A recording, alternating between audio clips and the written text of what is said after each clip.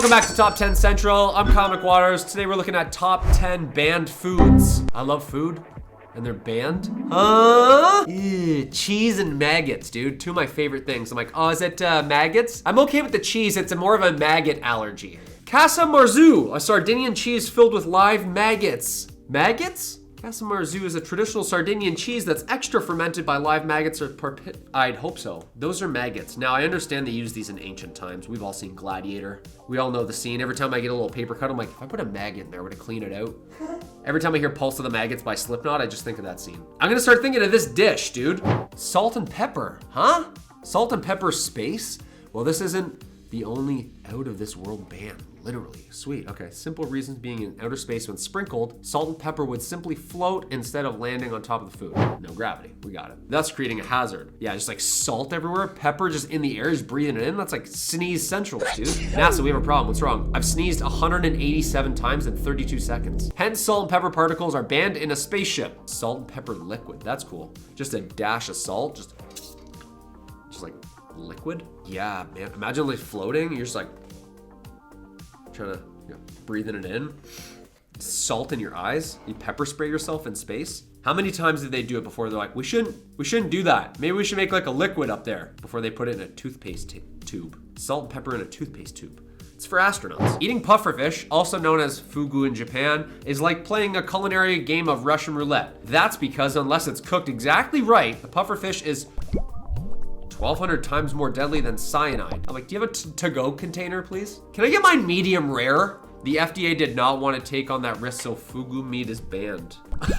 Pufferfish. Russian roulette, red or black? I'm like, should I do chicken or red 9 tonight? I'll do red 9. Like, pufferfish would be sick to be reincarnated as, because the defense mechanism alone, dude, you look like Pinhead. You look like Hellraiser. This is awesome. They should call the Hellraiser fish. Also, how do you eat it? Like, how do you even start? The Ackee fruit. The Ackee is a popular Jamaican fruit that is not allowed to enter the United States because it's highly precarious. When the fruit turns red, it's ripe, but it's yellow. It's teeming with toxic. Why is there so much toxins? Like, you can only eat it between the hours of 1 and 1:18 p.m. You're like, why don't we just scrap the dish completely? But when it's yellow, it's teeming with toxin levels of, I'm not even gonna try and say that word, which when consumed could result in vomiting, hypoglycemia, or even death. Hypoglycemia is like you have like low blood sugar, even death. The black seeds, on the other hand, are always poisonous. It's like, you could die, but if it has the black seeds, you're definitely gonna die. Why even take the chance, you know what I mean? I love it says popular. A deadly thing is a very popular. Arsenic. Basically, this ish will slowly kill you. Found in poultry. Why it's dangerous. Using some chicken feed to make meat appear pinker and fresher. Arsenic is poisonous, which will kill you if you ingest enough. Where it's banned, the EU. That's like found in poultry. It's so general. Like arsenic, where's it found? In food. You will die. This is scary. I feel like this is a scary commercial. Why is it in dishes? Like, what's the recipe called for? A dash of salt, a pinch of butter. That's weird, a pinch of butter. And arsenic. And poultry. And it is fried chicken, you know? This looks like fried chicken. Chewing gum is illegal in Singapore. Really? The ban from the 90s was one of the several laws to improve cleanliness on the island, where there are also laws against spitting and graffiti. Okay, those go hand in hand. Today, though, you can still get things like dental gum and nicotine gum. Okay. Only gum that does something for you. If it's just for leisure? Is that gum for leisure? Are you chewing for leisure? I'm gonna write this guy up. What's your name, sir? What's your date of birth? I love gum, dude. Gum's the best. I can blow one out, like the classic, what we're looking at. I can blow it in, and I can also snap it up. Just like used to piss my parents off all the time. And M&Ms are banned in Sweden. What? M&Ms? In 2016, a Swedish court ruled against the Mars Candy Company in a trademark dispute with Mondelez, the company formerly known as Kraft, because Mondelez was already selling chocolate-covered peanuts under its Marabou brand with a single M on the packaging. M&Ms would have been too similar and caused confusion. I feel like you could just name it something else. Like, instead of M&Ms, just W&Ws? You know what I mean? Just flip it. I feel like that would have been an easy one. M&M, just call it Slim Shadys. M&M, peanut-covered M&Ms are the best. You know, like, I think it's cool when, like, people have, like, in their contracts, you know what I mean? Like, Van Halen and Kiss and all those, like, crazy bands are like, no purple M&Ms. And they're like, oh, why? That's so crazy. It's for fine print so that they're safe on stage. And they're just like, oh, hold on, we need support beams? just breaks. They're just like, yeah, you read through everything. M&Ms. What's your favorite color of M&M? That's a trick question because they all taste the same. It's just food coloring, I think. I say that so confidently, and then I end with I think. Durian fruit. Despite its popularity in Asia, the durian, described as the world's most foul-smelling fruit, smell it from here, is banned from eating in public spaces, of course, because of the smell, and public transport. Imagine just get on a train going to work in the morning. Someone's got the world's smelliest fruit in front of you. My doctor said more fiber, so this whole train's gonna smell like shit for the next hour. Sorry about that. Just gotta get my vitamin C in. All right, here we go. Certain fast foods such as kebabs. What? Kebabs are banned? Venice has placed a, I'm not going to Venice. Venice has placed a ban on certain fried food. These are delicious. It's meat on a stick with vegetables, grilled. Even the consumption of takeaway food is iconic. St. Mark's Square is prohibited with eating at a table outside only. What? Quote, we want to put the brakes on types of activities which are not compatible with the preservation and development of Venice's cultural heritage. Kebabs? What? But like, can you get like a slice of pizza at least? Kebab, like this is like chicken. Hi, can I get some protein on wood?